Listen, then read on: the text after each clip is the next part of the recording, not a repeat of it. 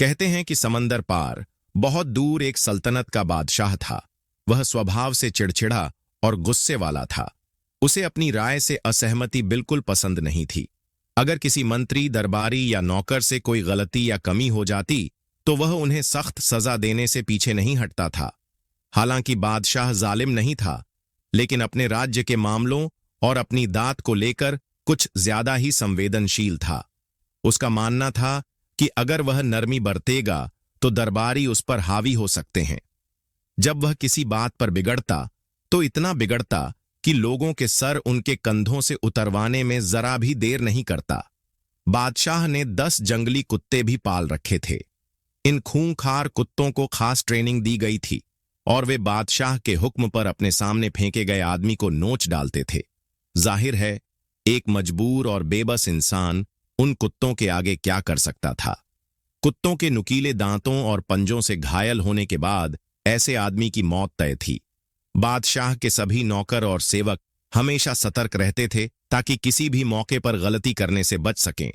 वे खूब सोच समझकर किसी बात का जवाब देते और हमेशा बादशाह की खुशामद में लगे रहते थे। एक दिन किसी नौकर की किस्मत फूटी और उसने बादशाह का कोई काम करते हुए अपनी राय जाहिर कर दी। यह दिखने में एक मामूली बात थी, लेकिन बादशाह को नौकर के विचारों ने भड़का दिया। उसने बिना कुछ कहे सुने फौरन नौकर को कुत्तों के बाड़े में फेंकने का हुक्म दे दिया। बादशाह के कमरे के बाहर मौजूद सिपाही आवाज सुनकर दौड़े आए और नौकर को पकड़ लिया। नौकर का रंग पीला पड़ चुका था। मौत उसके सर पर थी, लेकिन उसने हिम्मत करके बादशाह को मुखातिब किया और अपनी आवाज की कंपी पर काबू पाते हुए कहा, हुजूर, मैंने 10 साल आपकी खिदमत की है।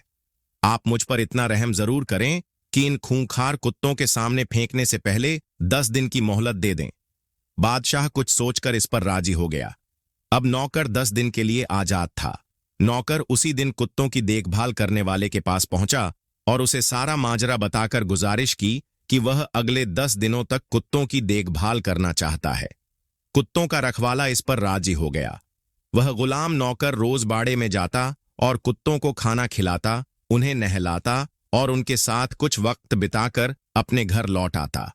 जब 10 दिन पूरे हुए तो बादशाह ने उस नौकर को बुलाया और कहा कि वह सजा भुगतने को तैयार हो जाए। नौकर ने गर्दन झुकाकर सम्मान किया और सिपाही उसे पकड़कर ले गए। उसे कुत्तों के बाड़े में धकेला गया तो वहां मौजूद कर्मचारी यह देखकर हैरान रह गए कि जंगली कुत्ते उसके आगे पीछे दुम हिलाते हुए घूम रहे हैं और ऐसा लग रहा था कि वे उससे बहुत प्यार करते हैं। नौकर उन कुत्तों के बीच खड़ा मुस्कुरा रहा था। बादशाह तक यह खबर पहुंची तो वह भी हैरान हुआ और बोला, मेरे इन खूंखार कुत्तों को क्या हुआ है कि वे इस आदमी को नुकसान पहुंचाने से परहेज कर रहे हैं। पहरेदार बादशाह को इस बारे में क्या बताते। वे अनजान थे कि नौकर ने 10 दिन की मोहलत में उन कुत्तों को अपना दोस्त बना लिया था। यह बात सिर्फ कुत्तों का रखवाला और कुछ दूसरे रक्षक जानते थे। बहरहाल बादशाह ने नौकर को दरबार में बुलाया और इस बारे में सवाल करने पर नौकर ने बताया, हुजूर, जान की अमान पाऊं तो एक और खता की है जो आपके सामने बयान करता हूं कि मैंने आपसे जो 10 रोज की मोहलत मांगी थी उसमें इन कुत्तों की सेवा करता रहा और आज जब इनके सामने मुझे फेंका गया तो यह नतीजा निकला। वे मेरी 10 रोज की सेवा नहीं भूले। मैंने पूरे 10 साल आपकी सेवा की और एक मामूली गलती पर आपने मुझे मौत के मुंह में डाल दिया। नौकर की इस हिम्मत पर दरबारी हक्के बक्के रह गए और सोचा कि अब बादशाह उसके साथ बहुत बुरा सलूक करेगा। उधर बादशाह अपने इस पुराने गुलाम को गौर से देख रहा था। अचानक उसके होंठों पर मुस्कान आ गई और बादशाह ने नौकर को आजाद करने का हुक्म दे दिया। उसे अपनी गलती का एहसास हो गया था। सबक: जब किसी के साथ कुछ अच्छा वक्त बिताया हो तो उसकी छोटी छोटी गलतियों और गलतियों को नजरअंदाज भी करना चाहिए। यह बड़प्पन भी है और रिश्ते की मांग भी। अगर गलती गंभीर हो या किसी से भरपाई न होने वाला नुकसान पहुंचा हो, तब भी मुमकिन हो तो ऐसा रास्ता अपनाएं जिसकी अपने तो एक तरफ दुश्मन भी तारीफ करने पर मजबूर हो जाए।